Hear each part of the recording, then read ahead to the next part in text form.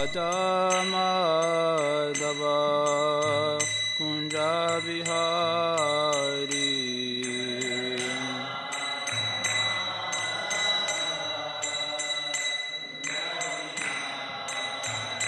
Jaya Radha Madhava Kunja Bihari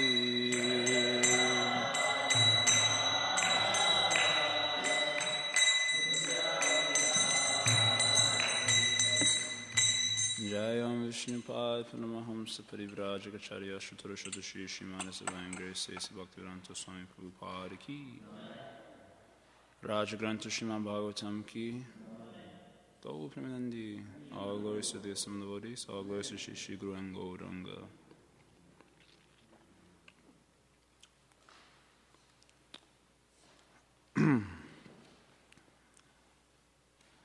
Om Agyantamirandasya Ginajana Shalakaya Chakshurun Militam Yena Tasmai Shri Guruve Namaha Shri Chaitanya Manobishtam Stapitam Yena Bhutale Swayam Rupa Kadamayam Dadati Swapadantikam Vancha Kalpatarubhyascha Kripa Sindhu Vyadevacha Patitanam Pavanebhyo Vaishnavebhyo Namo Namaha Jaya Shri Krishna Chaitanya Prabhu Nityananda Shri Advaita Gadadhar Shri Vasari Gaura Bhakta Vrinda Hare Krishna Krishna Krishna Hare Hare Hare Rama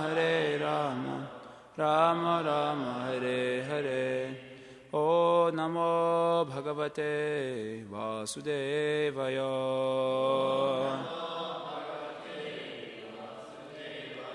O Namo Bhagavate Vasudevaya O Namo Bhagavate Vasudevaya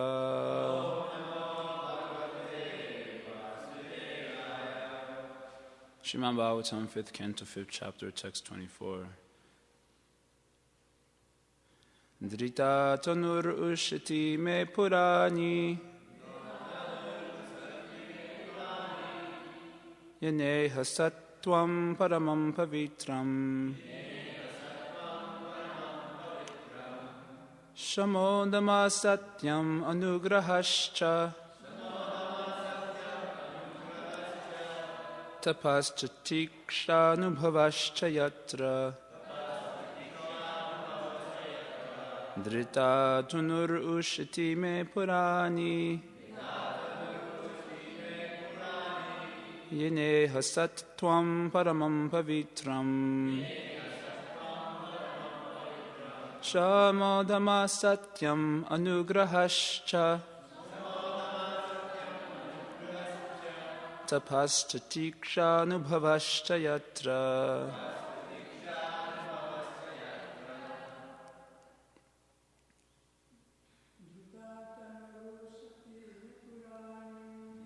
Tanurushati me purani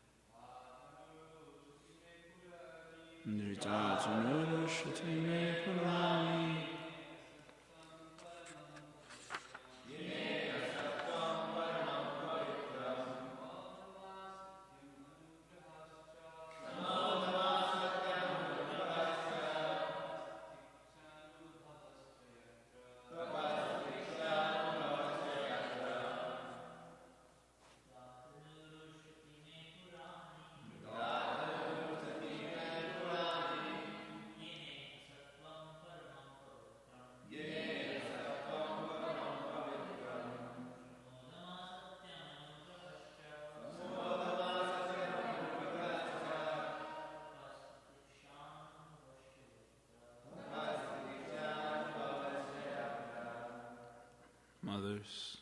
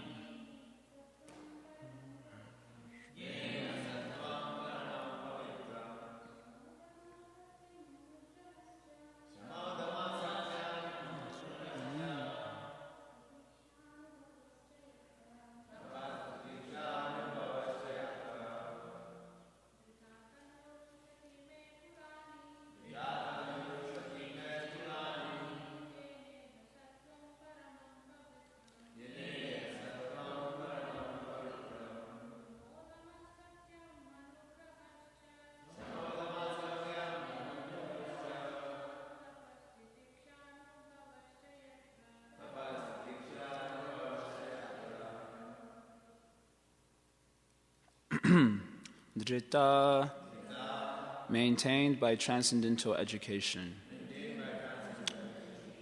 Tanur, body. Ushati, free from material contamination. Me, my. Purani, eternal. Yena, by whom. Iha, in this material world. Sattvam, the mode of goodness. Paramam, supreme. Pavitram, purified. Shama, control over the mind. Dhamma, control of the senses. Satyam, truthfulness. Anugraha, mercy. Cha, and. Tapa, austerity. Titiksha, tolerance. Anubhava, realization of God and the living entity. Cha, and. Yatra, wherein. Translation, purport by Srila Prabhupada Ki Jai. Translation, the Vedas are my eternal transcendental sound incarnation. Therefore, the Vedas are Shabda Brahma. In this world, the Brahmanas thoroughly study all the Vedas, and because they assimilate the Vedic conclusions, they are also to be considered the Vedas personified. The Brahmanas are situated in the supreme transcendental mode of nature, Sattva Guna. Because of this, they are fixed in mind control, Shama, sense control, Dhamma, and truthfulness, Satya. They describe the Vedas in their original sense, and out of mercy, Anugraha, they preach the purpose of the Vedas to all conditioned souls. They practice penance, tapasya, and tolerance, titiksha, and they realize the position of the living entity and the Supreme Lord, Anubhava. These are the 8 qualifications of the Brahmanas. Therefore, among all living entities, no one is superior to the Brahmanas. Purport. This is a true description of a Brahmana. A Brahmana is one who has assimilated the Vedic conclusions by practicing mind and sense control. He speaks the true version of all the Vedas, as confirmed in the Bhagavad Gita, chapter 15, verse 15. Vedaishcha sarvair aham eva vedyaha. By studying all the Vedas, one should come to understand the transcendental position of Lord Sri Krishna. One who actually assimilated the essence of the Vedas can preach the truth. He is compassionate to the conditioned souls who are suffering the threefold miseries of this conditional world due to their not being Krishna conscious. A Brahmana should take pity on the people and preach Krishna consciousness in order to elevate them. Sri Krishna himself, the Supreme Personality of Godhead, personally descends into this universe from the spiritual kingdom to teach conditioned souls about the values of spiritual life. He tries to induce them to surrender unto him. Similarly, the Vedas do the same thing. Similarly, the Brahmanas do the same thing. After assimilating the Vedic instructions, they assist the Supreme Lord in his endeavor to deliver conditioned souls. The Brahmanas are very dear to the Supreme Lord due to their high sattva guna qualities, and they also engage in welfare activities for all conditioned souls in the material world. Srila Prabhupada ki jai. Okay, so I seek the blessings of Prithvi Prabhu and Mother Danikili, of course, been coming.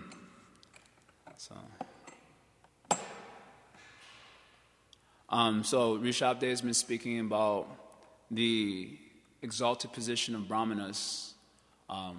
After he advised his sons to take shelter of Bharata due to his position in devotional service, not being envious of him, then he began to glorify the position of the Brahmanas.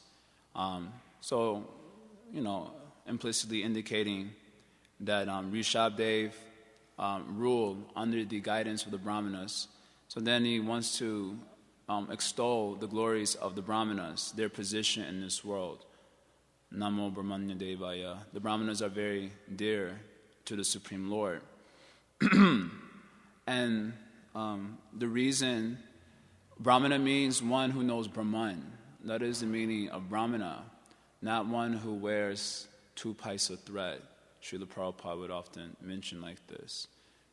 Just like I had a friend who was coming to our programs at Northwestern years ago, and he came to temple on Balaram Jayanti.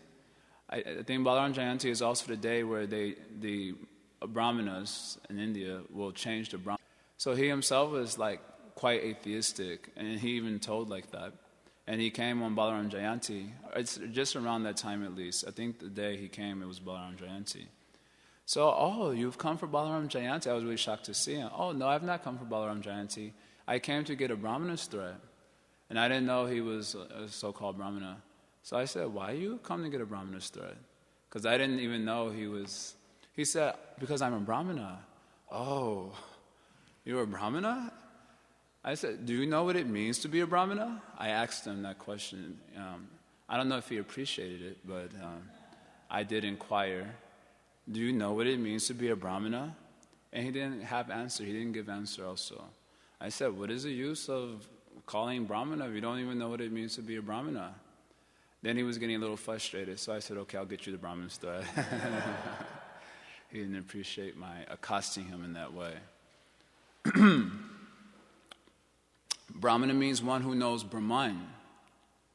Vadanti tat tvatavidas tattvam yaj gyanamadvayam brahmeti paramatmeti bhagavan iti shabdyate.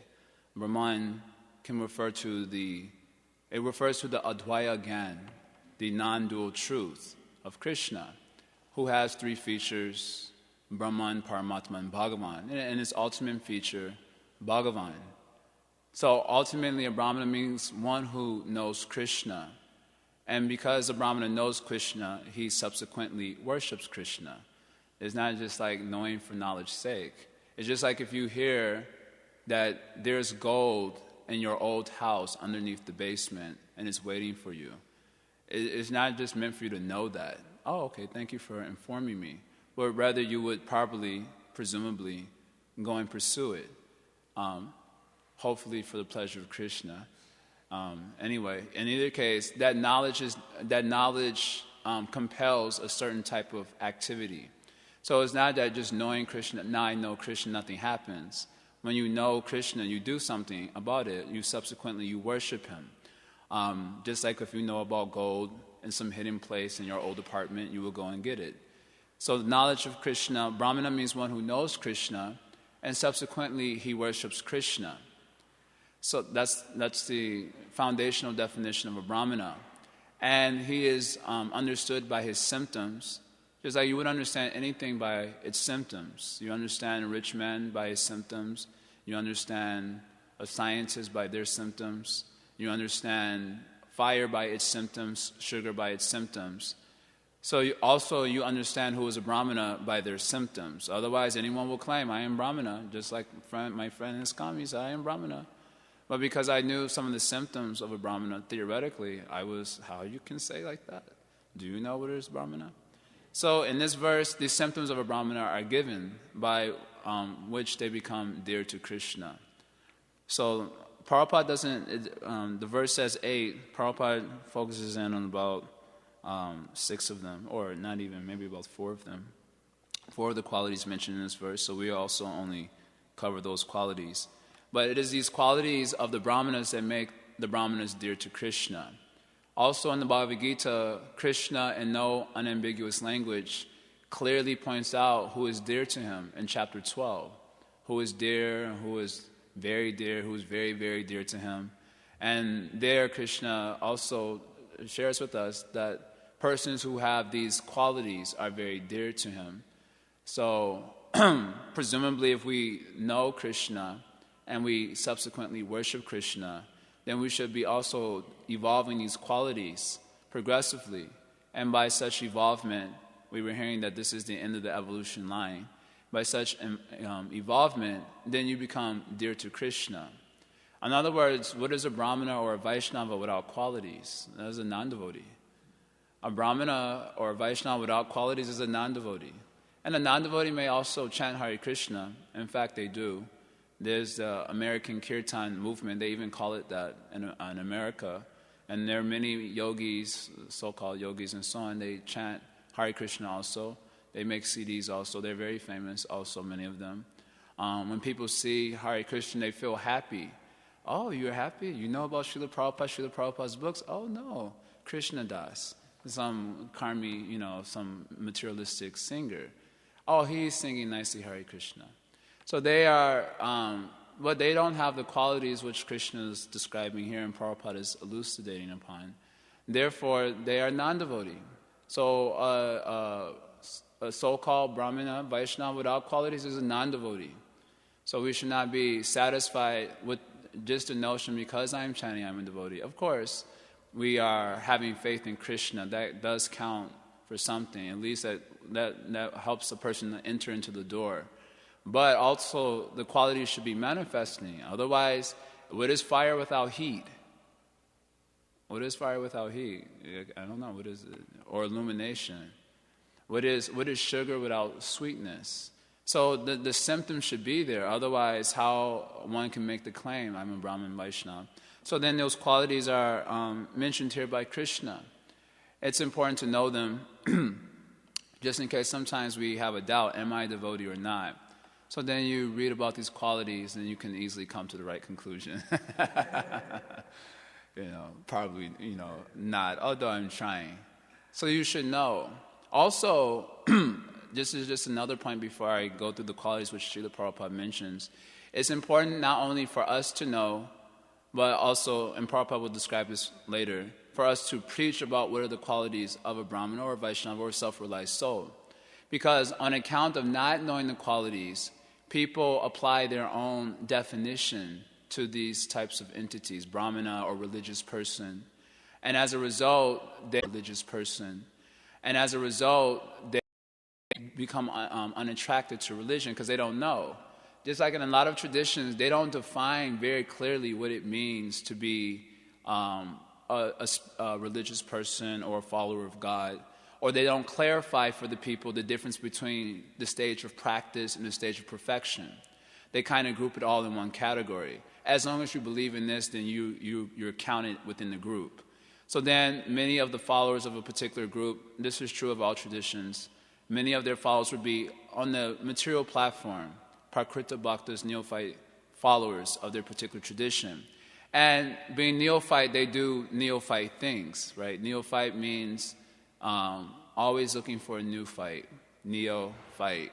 Neo means new. So neophyte, or the neophytes will fight, definitely. So you have traditions with their various neophytes, and they fight with each other naturally, either in debate and argument, or maybe sometimes there's war in certain places.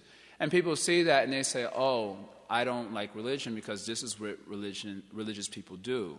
And then because of what religious people do, as they term it, then they also conclude this is what the religion is encouraging. Like that. But this is only because the traditions have not clearly defined the difference between practice and perfection, and given a very clear definition about the symptoms of a true follower, or one who has truly evinced those qualities. So as a result, there is mass confusion in the society, and then they confuse or confound irreligious activity with the religious, and then reject religion. They actually never end up rejecting religion. They only end up rejecting their misconceived notion of it because of lack of clarity on the symptom of the true thing. It's just like someone doesn't know what is gold or a diamond, the symptom of a diamond. So someone offers them glass and they think it's a diamond, and then the glass breaks or something, and then they say there's no diamonds, or like that. They come to some type of funny conclusion. Well, what is the symptom of a diamond? You should know, first of all, before you reject or accept. You should know something about gold before you go shopping for gold, right? So that is, but because there's a lack of clear definition of these things, then people in confusion don't know. They confound the truth with the untruth, and they're led astray. Manda sumanda mantayo manda bagyo upadruta. Sutta Goswami says people in the Kali Yuga are manda bhagya, which means they're very unfortunate. And why are they very unfortunate? Because they're misguided. They're misguided by their own mind and senses, their own definitions of things, which are not the truth. And this way, they're always disturbed. So here, the symptoms of a Brahmana are being clearly given. The first point, Shama Dhamma, which Prabhupada chooses to, his purport opens up with these qualities of the Brahmana. Shama Dhamma means their mind and sense control. The context here is that, from the purport, Krishna descends in the world to establish the principles of religion. Dharma samstarpanataya. One of his reasons for descending, as stated by Krishna, is to establish the principles of Dharma for the benefit of the living entities. Of course, culminating in surrender to himself, which is the highest Dharma. So Krishna, of course, personally comes, and he also comes in the form of the Vedas. That's another point. He personally comes, and he also comes in the form of the Vedas. We discussed this, Maya Mukta Jivera Nahi Swata Krishna Gyan. What is the next line? Jivera Kripai Kaila Krishna Veda Puran. Mahaprabhu teaches this too, Sanatana Goswami. The living entities are Maya Mukta. That means they are bewildered. And all their concepts have their origin in bewilderment. Isn't it? We're all bewildered. Maya Mukta. Maya Mukta means enchanted by the material nature. So Krishna cannot be known directly by such jivas. Jivera nahi swata Krishna gyan means Krishna cannot be directly understood by persons who are bewildered. That's not possible. So Krishna comes in the form of the Vedas. Jivera kripai, out of mercy for the living entities. Krishna descends in the form of the Vedas, Puranas, etc., allied scriptures. So this is an incarnation of Krishna, the Vedas, called the Shabda Brahman. And so this is the transcendental body of the Lord. This is mentioned here. Tanur Ushati Me Purani. That this form of the Krishna is the eternal form of Krishna. And it is, Ushati means it is free from material contamination. So, this is the body of Krishna. The Vedas are the body of Krishna. And just like you have a body, and then the body has its limbs that give, you can say, support to the body. So also the support for the Vedas are the Brahmanas. Just like you have body, and your body has limbs, and they give support to the body. So also the Vedas are the body of Krishna in this world, and the Brahmanas give support to that body, so to speak, in this world for the benefit of humankind. Does it make sense? It's an easy enough picture to understand? Okay. So then, Shama Dhamma is the first quality Krishna mentions here. That how do they do this? First of all, they assimilate the message of the Vedas And how do they assimilate the message of the Vedas? By mind and sense control.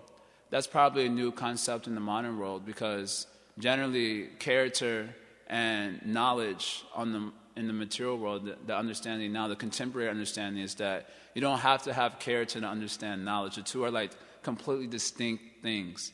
So you can be a nonsense in your personal life, but you can be like a very knowledgeable person on the other side.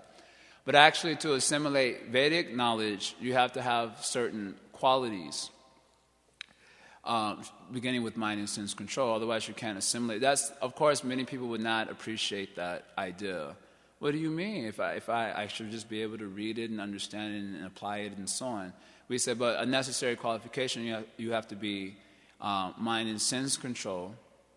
The idea is that if someone is too much indulgent in sense gratification, then that blocks their ability to appreciate and understand the message of the Vedas. Because, a very simple example would be something like no illicit sex. Most people, when they hear that, they become horrified. At least, what was that?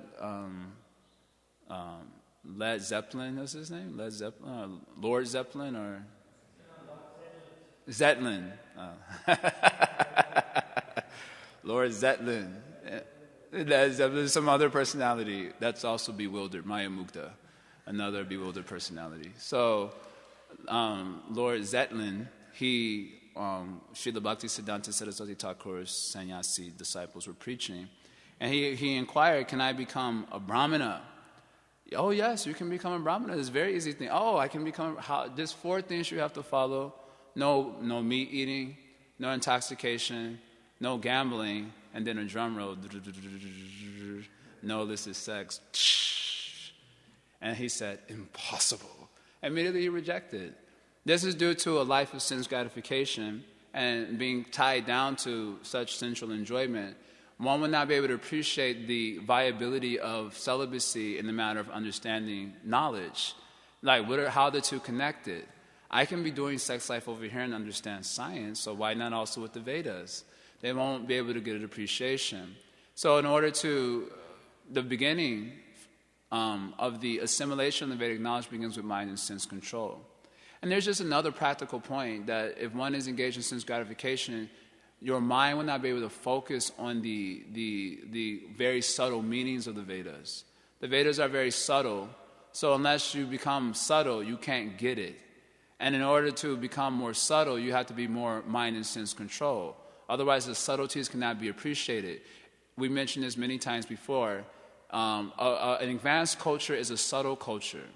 So, a very simple point. If the child is acting up, in a subtle culture, the mother may just have to give a certain type of look, and the child understands the full import of that particular glance. I don't know if my mother was the most subtle, but she used to do that, and I could fully understand the import. If you don't cut it out, then when we get home, something's waiting for you. Not very pleasant. Anyway, not going into the details. So culture is very subtle. Or when you have to express love, for example, someone wants to express their loving feelings. In order to do so, you have to employ poetry. You can't. There's no other way to express loving feelings. So therefore, when you read the works of Rupa Goswami or etc., the Goswamis, when they have to speak about their feelings for Krishna, they have to employ poetry to do so. And it's the only way to express loving sentiments, for example. So it's very subtle. So when a culture becomes less subtle, like the modern culture, when they express love, the new songs, you can't even repeat the things they say. At best, girl, I love you. It's a very unsubtle culture. Their poetry is, of course, there is no poetry. It's just very gross descriptions of what they're going to do and what they're seeing. A very, gross, quite disturbing description which parents allow their children to relish, from a young age. It's not very subtle. So then you're dealing with a very subtle subject matter like spiritual life, which is more subtle than your nail growing. The nail is something that grows. It's very subtle. You can't even see it growing. And you're dealing with something more subtle than that. And it requires you to become also subtle. So if you're locked into sense gratification, which is a very gross activity, then how will you be able to appreciate something subtle? That's not possible. So the beginning of assimilating spiritual knowledge or becoming a Brahmana, is you have to become mind and sense control. That allows you to appreciate the subtleties and then comprehend them and, of course, pursue them by the strength of such comprehension. So then after you've assimilated the essence of the Vedas, and what is the essence of the Vedas? Vedaisha sarvaita aham eva. The essence of the Vedas is Krishna. So that means you become Krishna conscious. You hear about Krishna, you speak about Krishna, you remember Krishna, and you worship Krishna. That means you've assimilated the essence of the Vedas. Then you are called a truthful person. And as a result, Satya, so that's the next quality, Satyam, the next quality that Krishna, Srila Prabhupada elaborates on. One who is truthful is one who's assimilated the essence of the Vedas. That means he's become a devotee of Krishna. Without being a devotee of Krishna, then there is not truth in the absolute sense. There is a relative sense of truth which can change according to the circumstances, but it's not absolute. So one who hears only about Krishna, speaks only about Krishna, thinks only of Krishna, worships only Krishna, that means he's assimilated the essence of the Vedas. He is a real Brahmana. In other words, we may hear about Krishna occasionally, but we like to hear about so many other things. In fact, there are thousands and thousands of things that we like to hear about that have nothing to do with Krishna or without any purpose of serving Krishna. So then one is not a Brahmana in the transcendental sense in which the term is being used here. Brahmana is only attracted to the message of Krishna, to speaking about Krishna. He's not attracted to other things. So that is a truthful person. Someone says, I am an honest person. Many times, no one thinks badly about themselves. This is one of the greatest calamities to befall humanity. No one thinks that there's anything wrong with them. And generally people think that they're very honest. I'm an honest person, I tell the truth. But actual truthfulness means to only be interested in the interest of Krishna. That is the meaning of Satyam, truth, according to this. And as a result of being on the truthful platform, then anugraha, this is the one that Srila Prabhupada spends the most time on. Anugraha means that they're merciful. They are not happy to see people misled by the untruth. So they're saying, in fact, this sentiment is there because the sentiment is there in Krishna. What is the necessity for Krishna to descend into the material world millennium after millennium? Why would he take the trouble? He's God enjoying in the material world. In fact, some atheists, they even give this idea that we're so insignificant. You know, when you look at the vast universe, and you look at the earth planet as just like a tiny speck, and we're specks within the tiny speck. So why would the Almighty Supreme Lord, he must have a much better thing to do than concern himself with the affairs of, suffering humanity, which would be, just like how many of you appreciate the suffering of an ant? Right? Anyone appreciate? Have you ever seen like a cockroach crawling on the ground about to leave his body, or an insect or a mosquito about to die? Have you ever seen like that? Anyone has seen like that? You've seen like that, right? How many of you that invoked a deep sense of compassion for them? Anyone felt like that? Really? Wow. One individual.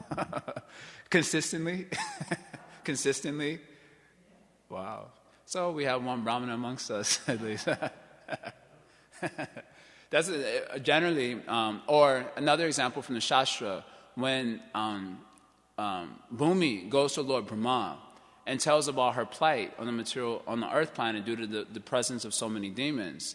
Now Brahma is in this very exalted position. There's practically no suffering in Satyaloka, and yet he could deeply feel for the suffering of Bhumi. That always amazed me. That's pretty profound. Imagine you have a lot of wealth on the earth planet, a lot of wealth. You live in a nice mansion. You have no experience in a deep way of the threefold miseries. When a living entity comes knocking at your door suffering, it'd be very difficult to feel compassion for them or to relate to them because of your position being so contrastingly different, right? And again, same example, Anna's crying on the floor. It's very hard to, or suppose, just like when you're a grihasta, you're supposed to make sure that all the living entities are fed nicely, before eating. Not only should you go outside and ask, is there anyone hungry, invite them, but if there happens to be a rat in your house, he should also be fed nicely. Like in Prabhupada Lamrita, I think we hear about Srila Prabhupada's father. There was a rat in the cloth store.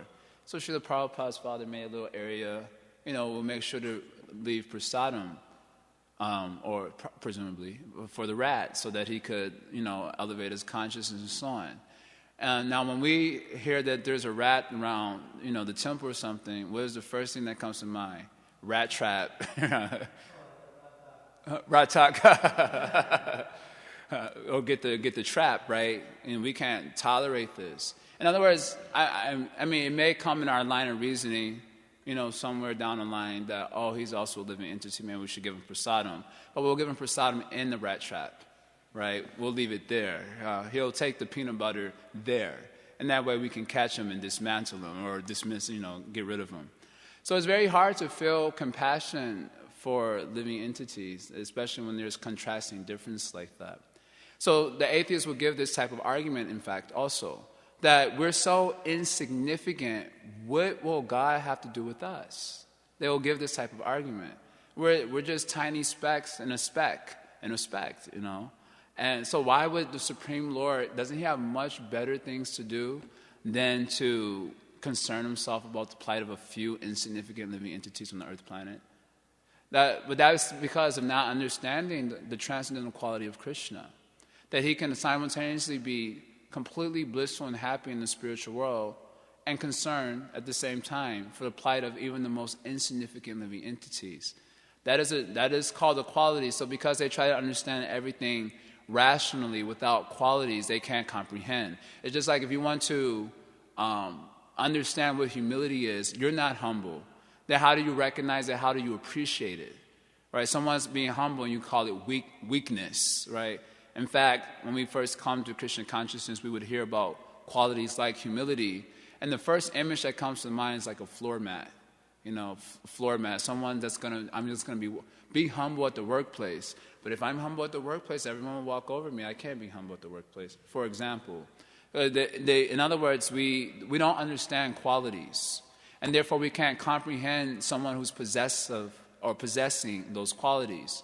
So Krishna is the Supreme Lord, the source of everything, and yet he can feel for all the entities within the universe. That's quite inconceivable.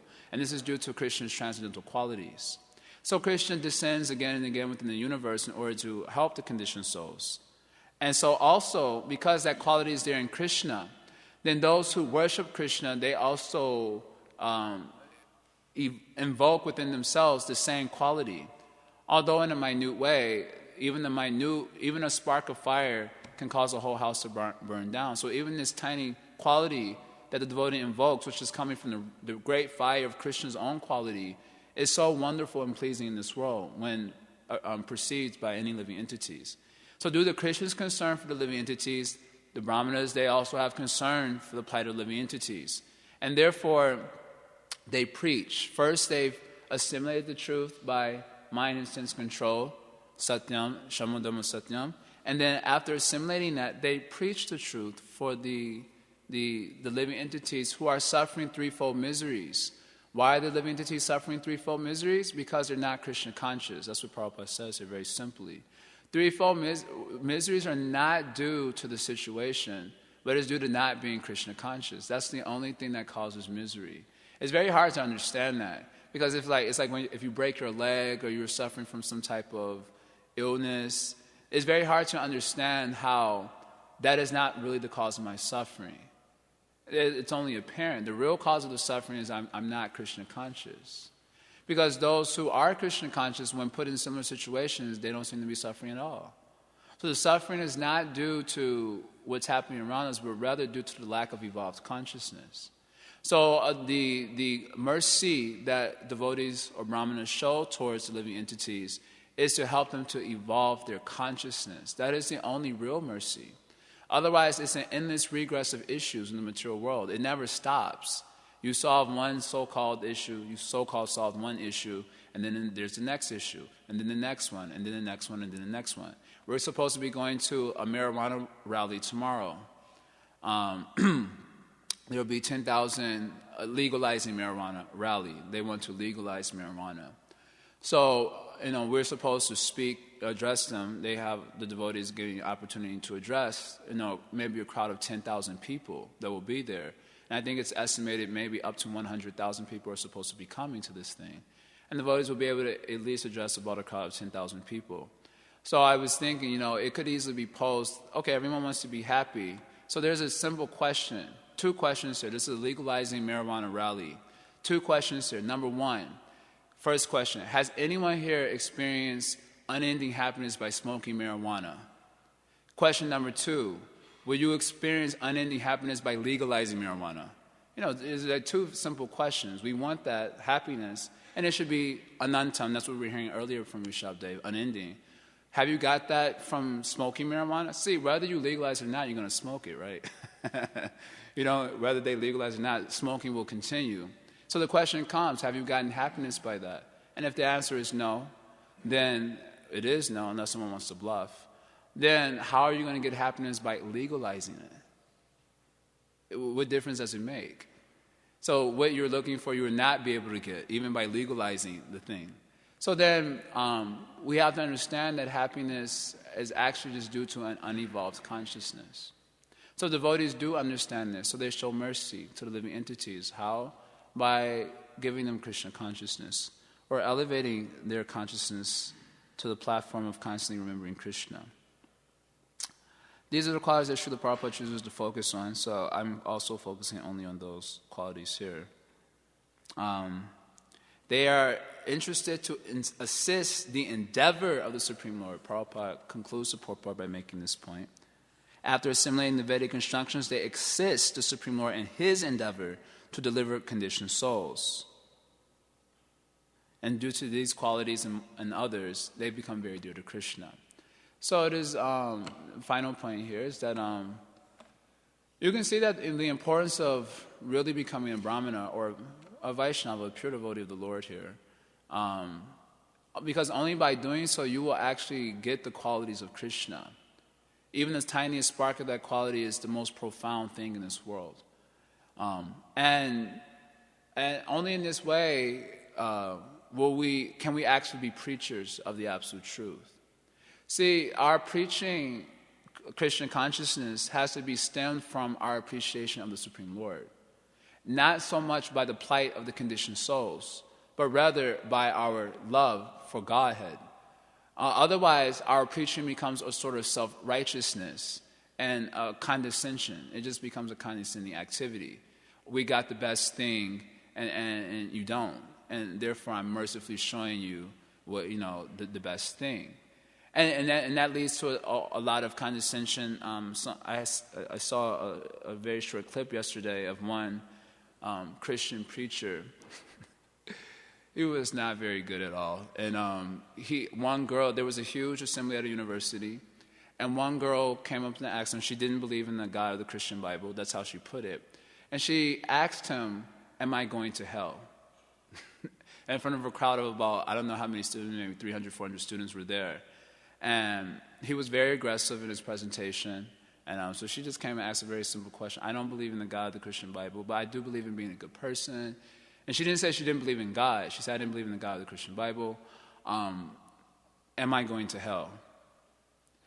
So he got completely bewildered, because obviously there's 400 students there. If you say, yes, definitely, definitely you're going to hell, then, everyone's going to walk out right at the moment. So he got bewildered how to answer the question. So he started, how you say? Dancing around, doing backflips and so on. And she said, no, my question is very simple. Am I going to hell? A very simple question, yes or no. And how do you answer that question? From his stance, from his position. My point here is that due to lack of involvement and love of God, I am saying that, we shouldn't criticize, but I'm saying it in terms of the qualities, obviously. Then the preaching can be nothing more than a self-righteous activity. It cannot go beyond that on account of lack of love of Godhead. The devotee's desire to preach Krishna consciousness is actually impelled by his love for Krishna. We can say Guru and Krishna. and wanting to see them happy. In fact, in a very nice purport in the 9th canto of the Bhagavatam, chapter 4, I think text 64, Prabhupada writes a beautiful purport there that I never forgot, that how Krishna is unlimited, and the devotees want to see Krishna's happiness expand unlimitedly. And therefore, they preach Krishna consciousness to the people of this world, because by bringing them back to the lotus feet of Krishna, they expand the happiness of Krishna. That is what impels their endeavor to preach. It is their love for Krishna and Vaishnavas also, who are constituents of Krishna's active nature in this world. So it is so important that we actually evolve to the platform of Krishna consciousness. Not only will we become truthful persons by doing so, and therefore be possessing the spiritual potency for preaching Krishna consciousness, Krishna Shakti Vinanahe Tara Parvatan. Without that consciousness, you cannot be effective. You cannot be so effective in transforming the heart of even one individual.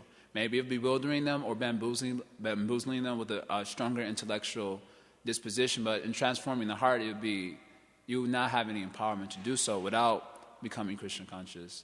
But also, so that we maintain the right motivation for preaching.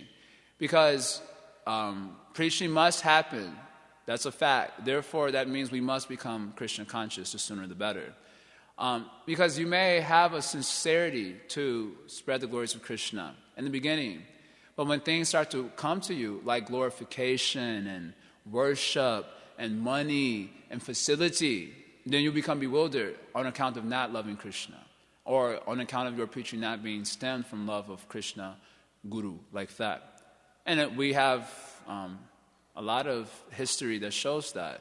As soon as there was facility, there was money, there was followers, then all of a sudden, bye-bye devotee, or the devotee leaves, or he falls down, and so on. Some of them without returning to Krishna consciousness, as far as we know. So therefore, it is so important that we simultaneously do our business of preaching Krishna consciousness, but also our, what's the opposite of business? What would we say the opposite of it? Like, not recreation, like homework. Like Prabhupada said, this is our family business is to preach the glories of Krishna. And then opposite of our family business is our, yes, that's the idea, but there's a certain language Prabhupada used, I can't remember. No one remembers? He said our family business is preaching Krishna consciousness, and then you have your family, let's say, interests. You can use the word self-interest. We'll use the word self-interest. It is to actually evolve to the platform of genuine Krishna consciousness. That makes everything effective.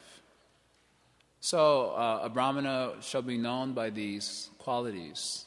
Otherwise, minus these qualities, it would be hard to say that such a person is a Brahmana, Vaishnava in the true sense. So that's my attempt here. I forgot that I had to give class today, so I just looked at the verse just before running downstairs, and anyway, I did the best I could. Are there any questions anyone wants to add to this? Yeah.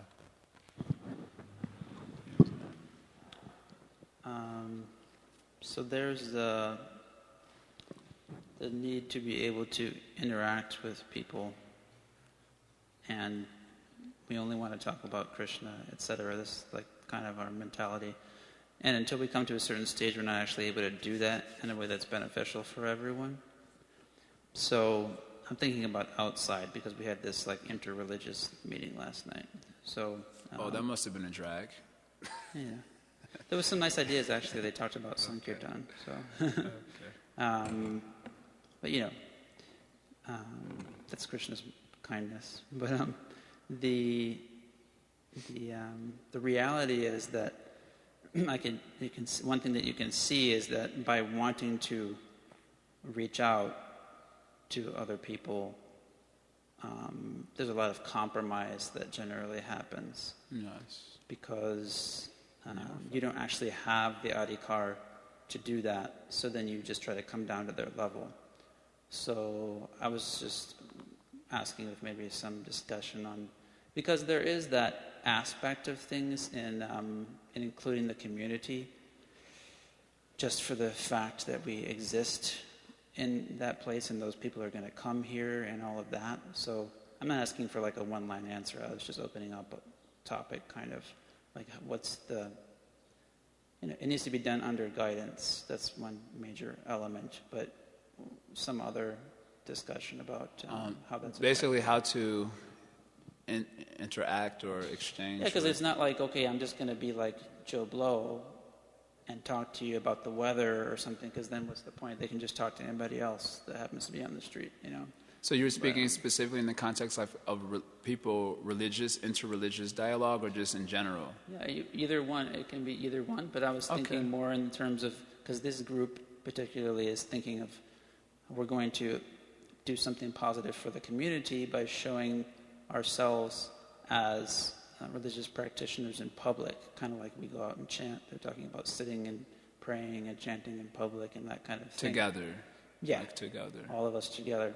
So, but, if we're not really doing it, there's not going to be an effect. But there's only certain persons, or at least if they have like a lot of guidance, maybe other persons who aren't at that level, who can do it genuinely and at the same time be able to relate to everybody, in a yeah. You know what I mean to say. So my understanding of this topic, harmony, real and apparent, that's basically the topic. Harmony, real and apparent. So in short, real harmony can only be achieved when persons are beginning to operate with the same type of conceptions.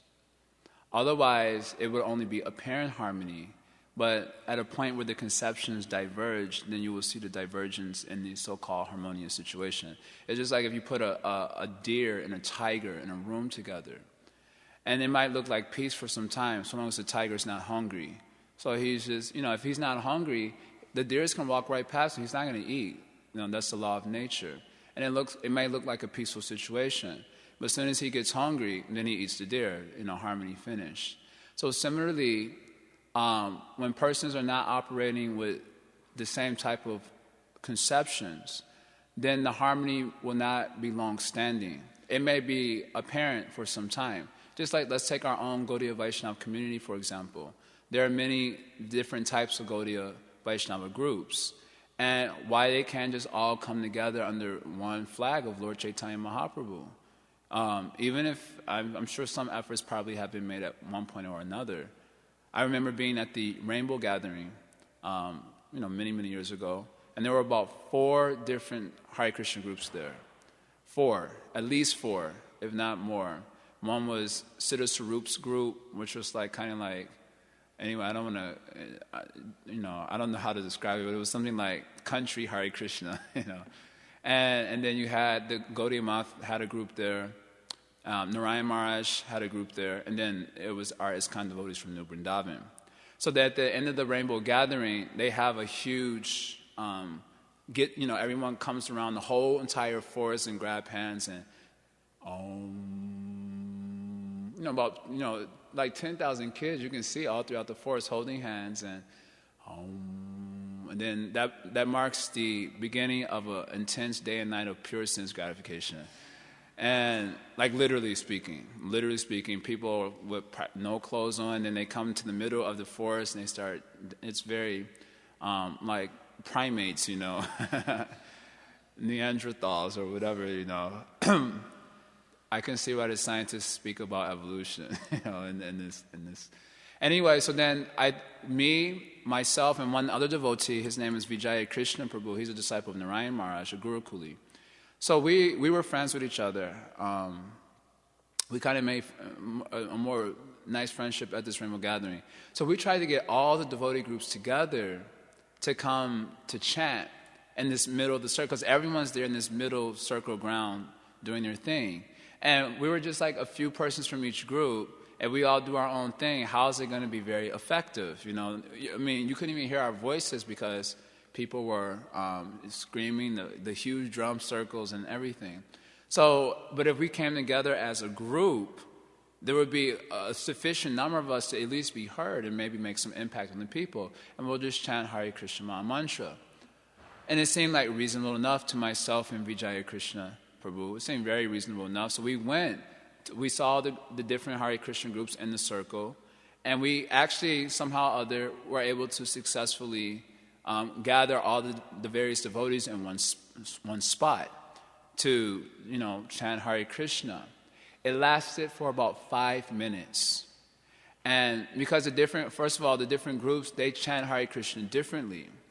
Apparently during Srila Bhaktisiddhanta Saraswati Thakur's time, they would chant one half of the mantra, then repeat, and then the other half of the mantra and repeat.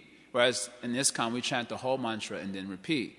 So that caused disturbance with one of the Gaudiya Math groups. So they got fried. They let's bounce. Excuse my language.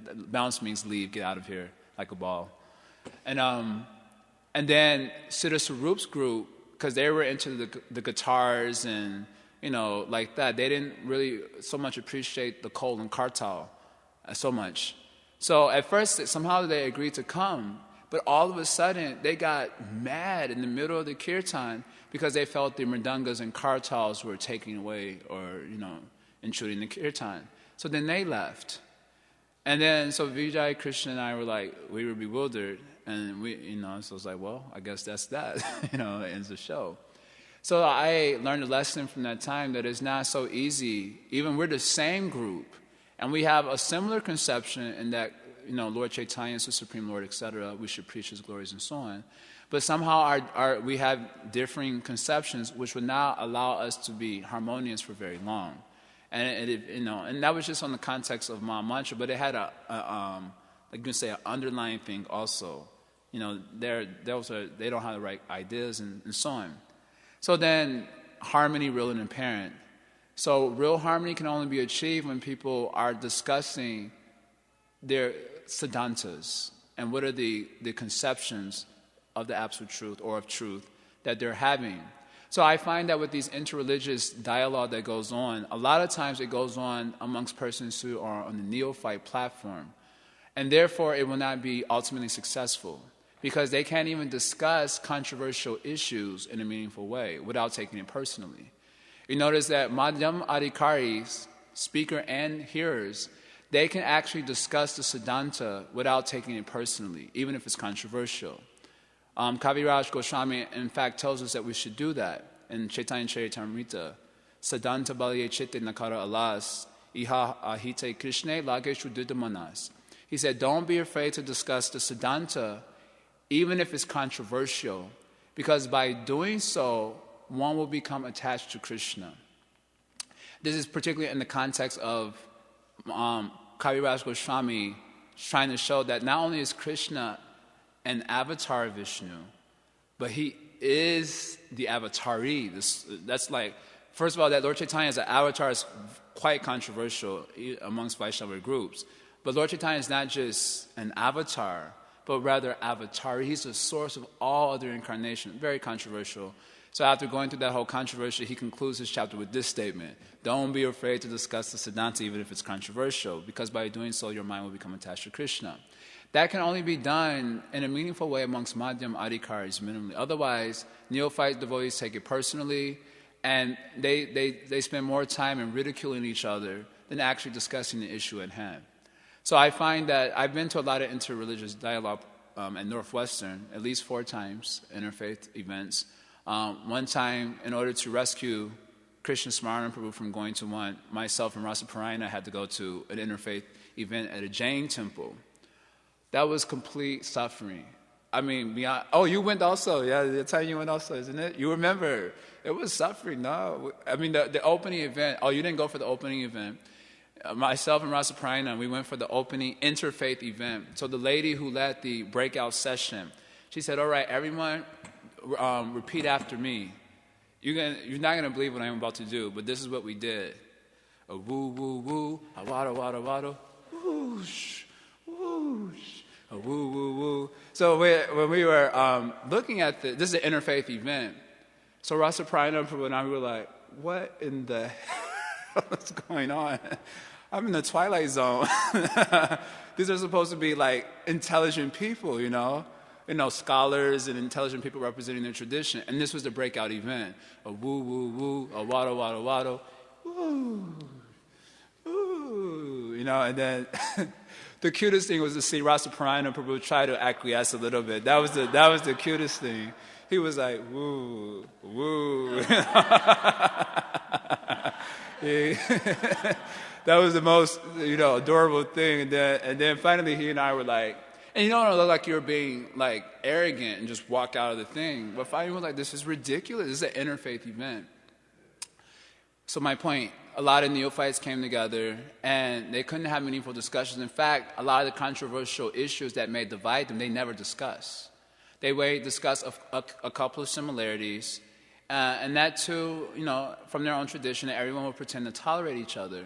And then I presumably, because I have seen this at some of the events I've gone to, when they go back to their own little group, they will discuss why their conception was superior. So in this way, not at all meaningful. That's why I said it might have been a drag. Maybe it wasn't. By my experience, having done these things repeatedly, it was just like a total drag. And my conclusion was because they're not Madhyam Adhikaris. And nor do they discuss, I don't know, in Krishna consciousness is very clear. There are different platforms. Everything is defined very nicely. Especially Srila Bhaktivinoda Thakur, he really organizes everything in such a way that it can appeal to the empiric mind, like organization. That was one of the glories of Srila Bhaktivinoda Thakur's work. So we have very clear definitions of everything. And I find that in a lot of these traditions they don't. So they don't distinguish between a neophyte and a madhyama and a uttama. And therefore anyone's opinion goes. Whereas in Krishna consciousness, it'll be understood that this is a neophyte devotee. It's nice that he's coming, but he needs to get trained up. So my final conclusion on this point is that I think it's important for persons who know that they're on the neophyte platform, they have to work from their level of consciousness under guidance, but they should not involve themselves so much with such types of dialogue because they will not be able to do so maturely. And in worst case scenarios, they may even become bewildered on account of, because Komala Shraddha means they get bewildered, pliable faith. They might go this way, that way. So Srila Bhaktisiddhanta is told also that we need to create a society of Madhyam Adhikaris. Obviously, easier said than done. You have to have leadership who are not only knowledgeable but empowered and educating people and bringing them to that level of consciousness, conscious awareness. Without such awareness, even if we are Madhyam Adhikari means he's able to discriminate. He'll be able to see that this might not be so meaningful. Or maybe in another context, he may say, okay, there are a lot of innocent people who are curious, therefore I'm going to bother to have a discussion. Even though if it was just with these persons, it might not actually be so meaningful. It would be nice. I'm sure many people in the community will appreciate the superficial coming together. I mean, that's an assumption, but based on what I'm saying, it may be superficial. At least I can use that language. And they can come together and you do your prayer, I'll do my prayer, and we'll all do so in the same circle. But as soon as a controversial something will come up, then immediately harmony is broken. You do not expect the deer and the tiger to long be in a peaceful situation because they don't have the same conceptions. So that's kind of like my understanding of the topic. I don't get attracted to the interfaith idea anymore. But I could appreciate it from if there were qualified persons who are able to do so. But then I would find watching such a thing only meaningful if people in their traditions are also mature. At least, even if they don't identify themselves as Madhyam Adhikaris, but you can see they have a certain level of maturity in their understanding to make for a more meaningful type of discussion. I could appreciate that. But just a lot of immature persons coming together who are definitely on the material platform by dint of their activities, a lot of absorption in matter and a little bit of religious life, then I can hardly appreciate the ultimate viability or even temporary viability of such an endeavor. That's my understanding and conclusion after meditating on this for a while and discussing this with others. It's not the most accommodating, perhaps, conception, but I think it's valid, at least. I like it. Sorry so I'm going to end there. I took about 10 minutes to describe that, so that sucked up the rest of the time for the discussion. Please forgive me if I committed any offenses. Srila Prabhupada Ki Jai.